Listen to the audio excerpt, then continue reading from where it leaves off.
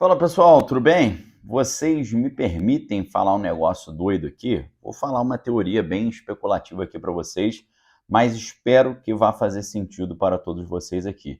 Você sabe que para que qualquer gestão adote uma postura um pouco mais incisiva, eles precisam de uma justificativa. E lá nos Estados Unidos, quando você conhece um pouco da história, você vai ver que eles já estão há muito tempo buscando uma justificativa para dar uma enrijecida no sistema. Você, por exemplo, que assistiu um documentário como aquele Fahrenheit, né, lá do Michael Moore, se você assistiu esse documentário, você viu ali claramente que já havia nos Estados Unidos um desejo, já de muitos anos, que o cenário ficasse estranho para que isso justificasse uma espécie de endurecimento ali do sistema, né, de um controle maior sobre o que as pessoas estavam fazendo, né, um controle maior sobre o deslocamento, sobre a questão da uma relativização, sobre a questão da privacidade, por aí vai.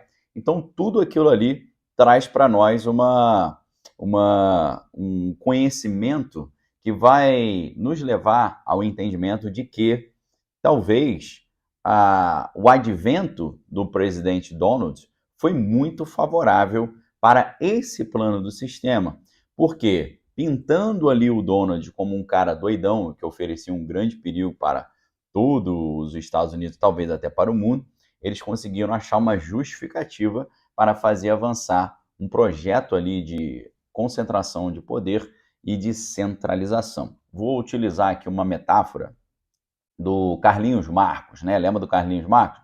Então, Carlinhos Marcos dizia, por exemplo, que o valor de uso é o suporte material do valor de troca. O que significa isso? Quando ele vai analisar o capitalismo, quando ele faz esse estudo na sua obra O Capital, ele mostra que para que você tenha uma justificativa para vender um produto para alguém, você precisa antes justificar a utilidade daquele produto, ok? Então, toda coisa para ser vendida precisa de uma justificativa. Para que você vai comprar um carro? Para poder se deslocar. Ah, mas por que tem que ser esse carro mais bonito, mais caro? Ah, porque vai me dar status e vai me dar um prestígio maior, talvez para fechar um negócio, ou talvez com um cara mais jovem, ou para os mais velhos também, prestígio maior com as meninas e tal. Então, tudo tem que ter uma justificativa. Para que eu vou adquirir um novo microfone para poder gravar os vídeos aqui com uma melhor qualidade? Você que está assistindo, você perceber, que legal o trabalho, né? Então, a justificativa é sempre fundamental para a venda. E não só a venda de produtos, bens e serviços, mas a venda de ideias também. Então, uma ideia que já estava circulando há muitos anos lá nos Estados Unidos é que nos Estados Unidos as coisas eram muito liberadas, todo mundo podia fazer o que quiser.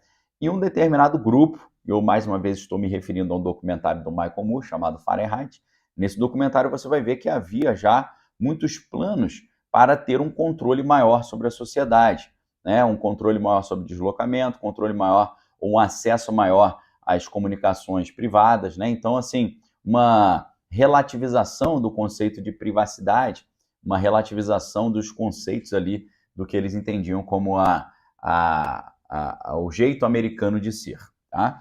E aí, quando acontece, por exemplo, a gente está falando do filme Fahrenheit do Michael Moore, quando acontece aquela situação em 2001 lá em Nova York, né, que os prédios eles acabaram vindo ao chão, aquilo ali criou um cenário de medo, criou um cenário de um problema e um perigo iminente, que deu a justificativa necessária que eles já estavam buscando desde os anos 90 para poder endurecer a situação, ter um maior acesso às comunicações individuais e limitar um pouco a farra da liberdade, segundo eles, que estava acontecendo.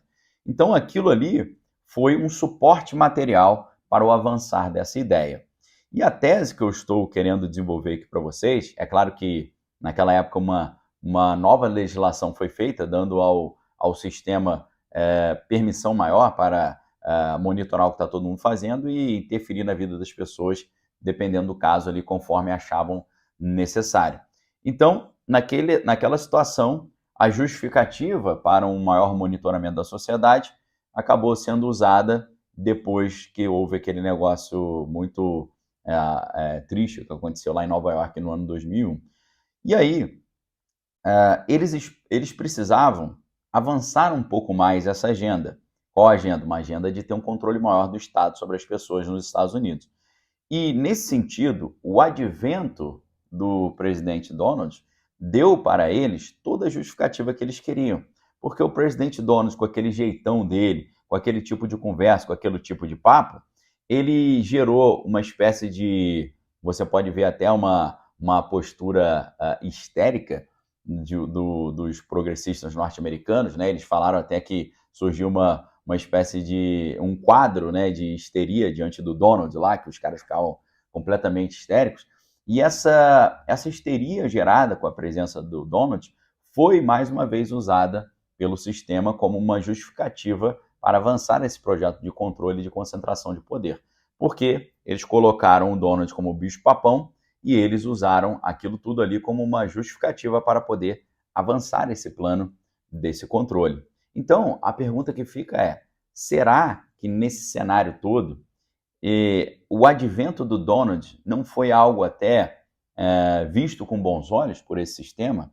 Porque toda aquela doideira que falaram sobre ele, todo aquele bicho-papão que criaram em cima dele, acabou facilitando esse plano de avanço do controle e avanço do monitoramento. Então, aqui, estou propondo para vocês uma reflexão para que você faça um exercício de memória. Pense como é que era o mundo antes de 2016 e como o mundo é hoje, principalmente lá nos Estados Unidos.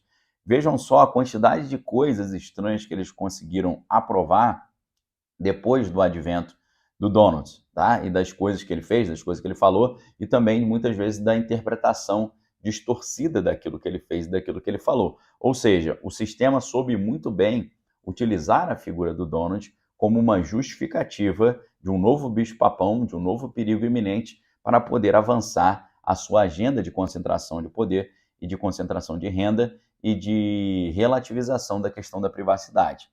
Vejam só como é que o sistema, assim como uma hidra, né, para quem gosta do universo da Marvel, né, aquela ideia é tira uma cabeça e logo uma outra surgirá, como é que o sistema sabe muito bem trabalhar em cima das adversidades e transformar eventuais adversidades em benefícios, em virtudes, em oportunidades, ou como se diz aí na linguagem popular, transformar o limão numa limonada. Parece que foi isso que eles fizeram lá nos Estados Unidos com toda essa construção de novos bichos papões. Você sabe que o Dr. Brown, aquele que trabalhava na NASA, ele falou para uma das suas secretárias, a Carol Rosen, né, e isso ela falou numa palestra que ela deu no National Press Club em 2001, lá em Washington, na capital americana. Ela disse que ele já tinha avisado quais seriam os novos bichos papões